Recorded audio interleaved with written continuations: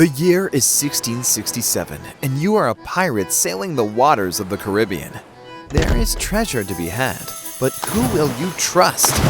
To set up the game, shuffle and deal each player one player card, 3 face-down vote cards, and 1 face-down loyalty card, based on the table in the rulebook. Take the pawns that match the player cards and place them randomly on both ships front to back, starting with the Flying Dutchman. Put 4 treasure tokens on the Spanish galleon and 1 in each team's treasure hold on Tortuga. Give 1 to each of the 2 players whose pawns are at the front of each ship. They each place their treasure in either hold on their ship. Finally, prepare the event deck by removing the Spanish Armada and all starred cards. Starred cards can be added in future games for advanced players. Shuffle the event cards and place the Spanish Armada at the bottom. Put 5 event cards face down next to the map. During the game, players will have turns, often involving these event cards. When the Spanish Armada is revealed, the game will end. The goal is for your team, indicated on your secret loyalty card, to have the most treasure in its treasure holds when the game ends. There are treasure holds on both ships and on Tortuga. You'll have to work with the other pirates in the game to succeed, but you won't know for sure who's on your team until the game is over. On your turn, you may select 1 action to perform, as indicated on your player card. 3 of these actions involve the 5 event cards next to the board. 1. You may secretly view 2 event cards. 2. You may reveal and resolve 1 event card. 3.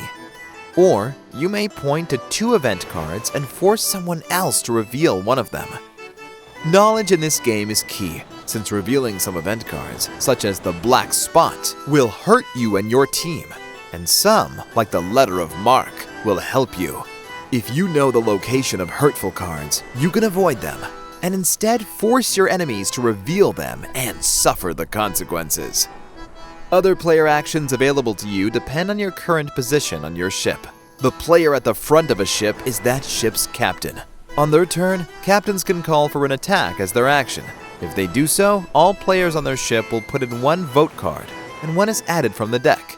If there is at least 1 cannon and 1 torch on the top section of the vote card, the captain gets to take a piece of treasure from the Spanish galleon and place it in either treasure hold on their ship. But beware, some of your crewmates may try to fail the attack by secretly putting in water cards, which cancel out torches. The player second in line on a ship is that ship's first mate. On their turn, first mates can call for a mutiny as their action. When this happens, all players on a ship except for the captain put in 1 vote card, and 1 is added from the deck. A majority of crossbones sends the captain to Tortuga and lets the first mate become the new captain. In the case of a tie or a majority having a helm, nothing happens. During the game, some pawns may get marooned to Tortuga. Whichever pawn is at the front of the line on Tortuga is the governor. On their turn, the governor may call for a brawl. When this happens, all players on Tortuga put in 1 vote card and 1 is added from the deck. A majority of a flag places the 2 treasures on Tortuga into the matching team's treasure hold. In a tie, 1 treasure is put in each hold. The player at the back of the line on a ship is that ship's cabin boy. On their turn, the cabin boy can use their action to move a treasure from 1 hold to the other hold on their ship. Whenever a vacancy appears on a ship or on Tortuga, pawns move up in rank to fill in the empty spots. Players can also use an action to move on to a rowboat to get from Tortuga to a ship or vice versa. It takes 1 turn to get on a rowboat and another turn to get to your new location. Once there are 5 event cards left, shuffle all 5 and again place them next to the map.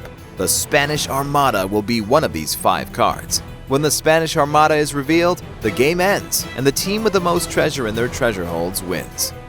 In games with an odd number of players, there is a lone Dutch player who is on their own team. They win if the game ends in a tie. In Tortuga 1667, players can win with a variety of strategies. Some win by lying about their loyalty until the very end, when they move treasure into their actual team's treasure holds.